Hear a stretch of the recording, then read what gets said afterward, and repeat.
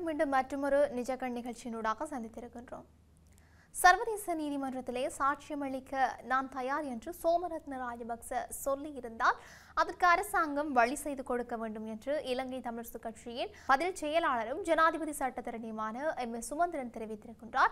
யாழ்ப்பாணம் செம்மணி மனித புதைகுழியில் அகழ்வு இடம்பெறுவதை நேரில் சென்று பார்வையிட்ட பின்னர் ஊடகங்களுக்கு கருத்து வெளியிடும் போதுதான் அவர் இவ்வாறு குறிப்பிட்டிருக்கின்றார். இது தொடர்பில் அவர் மேலும் தெரிவிக்கையில், செம்மணி மனித புதைகுழி ஆய்வு நடைபெறுகின்ற இடத்திலே ஸ்கேனர் கருவி இன்றைக்கு பாவிக்கப்பட்டிருக்கின்றது. அதனை பாவிப்பதன் மூலமாக நிலத்திற்கு அடியிலே ஏதாவது அசாதாரணமான விடயங்கள் காணப்பட்டால் அல்லது அசைவுகள் இருந்தால் இந்த இயந்திரம் அதனை வெளிக்கொண்டு வரும் என்று சொல்லியும் அவர் கூறியிருந்தார். இதற்கமைய இன்றைய பரிசோதனையில் தரவுகள் பெறப்பட்டுள்ளதாக சொல்கின்றார்கள். அந்த தரவுகளை ஆராய்ந்து அது எப்படியாக இருக்கும் என்று அனுமானங்கள் செய்து இங்கு வேறு இடத்திலே மனித எலும்புக்கூடுகள் இருப்பதற்கான சாத்தியங்கள் இருக்கின்றது என்பதனை அறிந்து அந்தந்த இடங்களிலே அகழ்வுகளை செய்வார்கள். காவல்துறையினரின் குற்றப்புலனாய்வு துறையின் மூலமாக பொதுமக்களுக்கு ஒரு அறிவித்தலும் கொடுக்கப்பட்டிருக்கின்றது. அதாவது இங்கே கண்டெடுக்கப்பட்ட தடய பொருட்களை அவர்கள் வந்து பார்வையிடலாம். அவ்வாறு பார்வையிடுகின்ற போது அதில் ஏதாவது தங்களுக்கு தெரிந்தது, அதாவது தங்களுடைய உறவினர்கள் யாரும் வைத்திருந்ததா என்று அடையாளம் காண முடியுமா என்று காவல்துறையினர் குற்ற விசாரணை பிரிவு தங்களுக்கு வேறான ஒரு விசாரணையை நடத்துகின்றார்கள். இந்த மனித புதைகுழியில இப்பொழுது 130க்கும் மேற்பட்ட எலும்பு தொகுதிகளாக கண்டெடுக்கப்பட்டிருக்கின்றன. இவ்வாறு ஒவ்வொரு நாளும் இங்கு எலும்பு கூடுகள் கண்டெடுக்கப்பட்டு கொண்டிருக்கின்றன. இதனுடைய பின்னணியை நாங்கள் பார்ப்போமாக இருந்தால் 1999ஆம் ஆண்டு சோமரத்ன ராஜபக்ச நீதிமன்றத்தில் சொன்ன கூற்றின் பிரகாரம் 15 எலும்புக்கூட்டு தொகுதிகள் கண்டெடுக்கப்பட்டிருக்கின்றன. அதைத் தொடர்ந்து இப்போது தற்செயலாக கண்டெடுக்கப்பட்ட எலும்புக்கூட்டினால் தொடரும் அகழ்வு பணியில் 100கணக்கான எலும்புக்கூட்டு தொகுதிகள் கண்டெடுக்கப்பட்டு இருக்கின்றது. இவ்வாறு இப்போது கண்டெடுக்கப்படுகின்றவை அந்த வேளையில் சோமரத்ன ராஜபக்ச சொன்ன கருத்துக்களுடன் ஒத்து போகின்றது. அவர் 300 தொடக்கம் 400 வரையான உடல்கள் புதைக்கப்பட்டது என்றும் அதிலே இராணுவ மிக உயர் அதிகாரிகள் பங்காளர்களாக இருந்திருக்கின்றார்கள் என்றும் நீதிமன்றத்தில் அப்போது சொன்ன விடயம் கால் நூற்றாண்டுக்கு மேலாக, அதாவது 25 வருடங்களுக்கு பின்னர் இப்பொழுது அதனுடைய உண்மைத்தன்மை வெளிப்படுகின்றது. நான் பல தடவைகள் முன்னரே சொல்லி இருந்ததை போல உண்மை கண்டறியப்படுகின்ற பொறிமுறையை குறித்து நாங்கள் பேசுகின்ற போது இலங்கையிலே நிலத்திற்கு கீழேதான் இந்த உண்மைகள் பல புதைக்கப்பட்டிருக்கின்றன. ஆகவே இந்த மனித புதைகுழிகளில் அதாவது இந்த மனித புதைகுழிகள் தோண்டப்படுகின்ற விடயம் உண்மையை கண்டறியப்படுகின்ற செயல்முறையிலே மிகவும் முக்கியமான ஒரு பங்களிப்பை செலுத்துகின்றது. பலருக்கு பலவிதமான சந்தேகங்கள் இருக்கின்றன. இது மூடி மறைக்கப்படும் அல்லது அப்பொழுது செம்மணியிலே செய்துவிட்டு கைவிட்டது போல அப்படியே இதுவும் கைவிடப்படுமோ அல்லது மன்னாரில் அல்லது கொக்கு தொடுவாய் அல்லது மாத்தறையில் நடந்ததை போல இருக்குமா என்று பலவிதமான சந்தேகங்கள் கேள்விகள் பலருக்கு இருக்கின்றது. ஆகையினால்தான் இதனை வெளிப்படைத்தன்மையோடு செய்ய வேண்டும் என்று நாங்கள் கேட்கின்ற அதே வேளையிலே இலங்கை அரசாங்கத்தினுடைய வெவ்வேறு அணிகள், அது காவல்துறையினராக இருக்கலாம் அல்லது காணாமல் ஆக்கப்பட்டோரின் அலுவலகமாக இருக்கலாம், பல்கலைக்கழகமாக இருக்கலாம், அகழ்வு பணிகள் செய்பவர்களாக இருக்கலாம், இவர்கள் எல்லாம் இதனை சேர்ந்து செய்திருந்தாலும் கூட மக்களுக்கு இது சம்பந்தமாக ஒரு நம்பிக்கை ஏற்படுவதாக இருந்தால் நிச்சயமாக ஆரம்பத்தில் இருந்தே சர்வதேச மேற்பார்வை இருக்க வேண்டும் என்று நாங்கள் தொடர்ந்து வலியுறுத்தி கொண்டே இருக்கின்றோம். இந்த அகழ்வு பணிகள் ஆரம்பித்த வேளையிலே நாங்கள் இது சம்பந்தமாக ஜனாதிபதிக்கு ஒரு கடிதத்தை எழுதியிருந்தோம். ஜனாதிபதிக்குத்தான் அந்த கடிதத்தை எழுத முடியும். ஏனென்றால் இலங்கை அரசாங்கத்தின் கட்டுப்பாட்டுக்குள்ளேதான் இது நடைபெற்றுக் கொண்டிருக்கின்றது. ஆகையினாலே வெறுமனே இப்படியான நிபுணத்துவம் இல்லாத தரப்புகளை வைத்து இதனை செய்யாமல் முழுமையாக ஒரு சர்வதேச ஈடுபாட்டை இந்த வேளையில் வருவிக்க வேண்டும் என்பது நாங்கள் தொடர்ச்சியாக சொல்லி வருகின்ற ஒரு விடயம். ஆகவே அதனை திரும்பவும் இப்போதும் வலியுறுத்துகின்றேன். அது மட்டுமல்ல, செம்மணி என்று சொன்னாலே சோமரட்ன ராஜபக்ச நீதிமன்றத்தில் கூறியதிலிருந்து எழுந்த அந்த விடயம் இப்பொழுது நிரூபணமாகிக் கொண்டுதான் இருக்கின்றது. நேற்றைய தினம் கூட செம்மணி தொடர்பிலே சர்வதேச நீதிமன்றத்தில் சாட்சியம் அளிக்க தயார் என்று சொன்னதாக செய்திகள் வந்திருந்தன. அந்த செய்தி உண்மையானால் அதற்கு வழி செய்து கொடுக்க வேண்டும். சர்வதேச மன்ற ஒன்றிலே அவரை நிறுத்தி அவருடைய கூற்றுக்களை பெற்று அவர் சொல்வதில் ஒத்து போகின்றதா, இந்த தடயங்களை கண்டுபிடிக்கின்ற விடயங்களை ஒத்து பார்க்கப்பட வேண்டும்.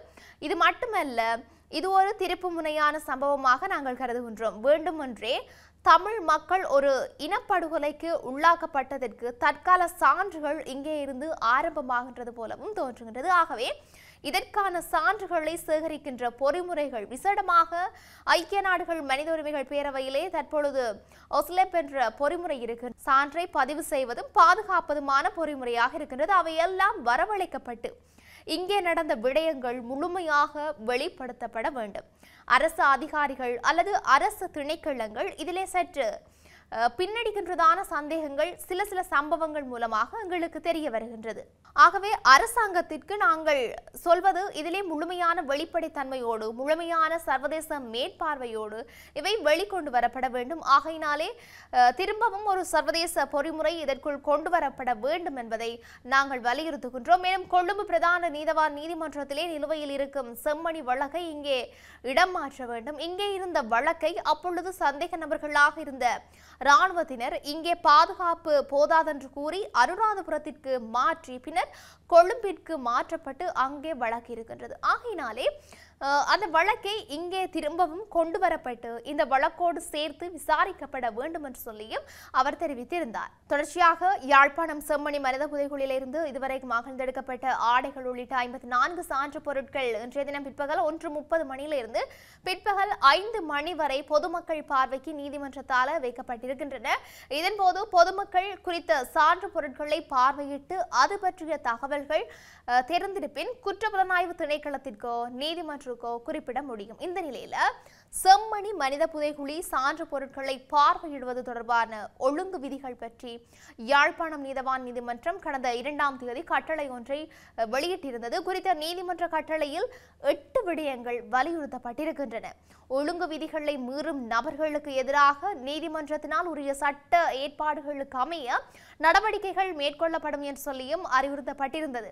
நீதிமன்ற கட்டளை ஒழுங்கு விதிகளை பின்வருமாறு கூறலாம். அதாவது முதலாவதாக, மேற்படி நடவடிக்கையானது ஒரு நீதிமன்ற நடவடிக்கையாக காணப்படுவதனால் நீதிமன்ற நடவடிக்கைக்குரிய கண்ணியம் அந்நடவடிக்கையில் பங்கேற்கும் நபர்களால் பேணப்பட வேண்டும். இரண்டாவதாக, காணாமல் போன நபர்கள் தொடர்பில் முறைப்பாடுகள் செய்த உறவினருக்கே முன்னுரிமை வழங்கப்படும். அவர்கள் தம்முடைய உறவுகள் காணாமல் போனதை உறுதிப்படுத்தக்கூடிய ஆவணம் ஒன்றினை சமர்ப்பிப்பது விரும்பத்தக்கதாக இருக்கின்றது. ஏனைய நபர்கள் அனுமதிப்பது தொடர்பில் முற்படுத்தப்படும் தரவுகளின் அடிப்படையில் நிர்மாணிக்கப்படும். மூன்றாவதாக, மேற்படி நடவடிக்கையில் பங்கு பெற்றும் நபர்களது பெயர், அடையாள அட்டை இலக்கம், முகவரி என்பன நீதிமன்ற உத்தியோகத்தர்களால் பதிவு செய்யப்படும். நான்காவதாக, 21 வயதிற்கு மேற்பட்ட நபர்கள் மாத்திரம் மேற்படி நடவடிக்கையில் பங்கு பெற்ற அனுமதிக்கப்படுவார்கள். ஐந்தாவதாக, பங்கு பெற்றும் நபர்கள் மேற்படி நீதிமன்ற நடவடிக்கையோ அல்லது காண்பிக்கப்படும் பொருட்களையோ ஒளிப்பதிவு செய்யவும் எந்த ஒரு லத்திரனியல் உபகரணங்களை எடுத்து வரவும் தடை விதிக்கப்பட்டிருக்கின்றது. ஆறாவதாக, மேற்படி நடவடிக்கையில் பங்கு பெற்றும் காணாமல் போன நபர்களின் உறவினர்கள் சட்டத்தரணி ஒருவருடன் தோன்றவும் நீதிமன்றம் அனுமதி வழங்குகின்றது. ஏழாவதாக, பங்கு பெற்றும் நபர்கள் காண்பிக்கும் பொருட்களை கையாளுவதற்கு தடை விதிக்கப்படுகின்றது. எட்டாவதாக, மேற்படி நடவடிக்கை ஒரு நீதிமன்ற நடவடிக்கையாக காணப்படுவதனால் மேற்படி நடவடிக்கைகளை ஒளிப்பதிவு செய்வது தடை செய்யப்படுகின்றது. ஆகவே இந்த நடவடிக்கை நடைபெறும் வேளையில சித்துப்பாத்தி இந்து மயான வளாகத்திற்குள் ஊடகவியலாளர்கள் எவரும் ஒளிப்பதிவு செய்ய அனுமதிக்கப்பட மாட்டார்கள். மேற்படி ஒழுங்கு விதிகளை மீறும் நபர்களுக்கு எதிராக நீதிமன்றத்தினால உரிய சட்ட ஏற்பாடுகளுக்கு அமைய நடவடிக்கைகள் மேற்கொள்ளப்படும் என்று சொல்லியும் நீதிமன்ற கட்டளையில் குறிப்பிடப்பட்டிருக்கின்றது. அது மட்டுமல்லாது, யாழ்ப்பாணத்தில் இருக்கின்ற இந்த செம்மணி மனித புதைகுழியிலிருந்து வெளியாகும் தகவல்களை தொடர்ந்து நீதிமன்றம் பொறுப்புக்கூறலுக்காக ஆஸ்திரேலிய செனட் உறுப்பினர்கள் அழைப்பு விடுத்திருக்கிறதாக தகவல்கள் வெளியாக இருக்கின்றது. ஆஸ்திரேலிய நாடாளுமன்றத்தில் இது தொடர்பான அழைப்பு விடுக்கப்பட்டிருக்கிறதாக தெரிவிக்கப்பட்டிருக்கின்றது. செம்மணியில் மேற்கொள்ளப்படும் தடயவியல் அகழ்வுகளின் போது சிறுவர்களின் எச்சங்கள், அவர்களின் பாடசாலை பைகள் உட்பட அட்டூழியங்களுக்கான ஆதாரங்கள் கண்டுபிடிக்கப்பட்டிருக்கின்றன. இந்த கண்டுபிடிப்புகள் சர்வதேச சமூகத்தை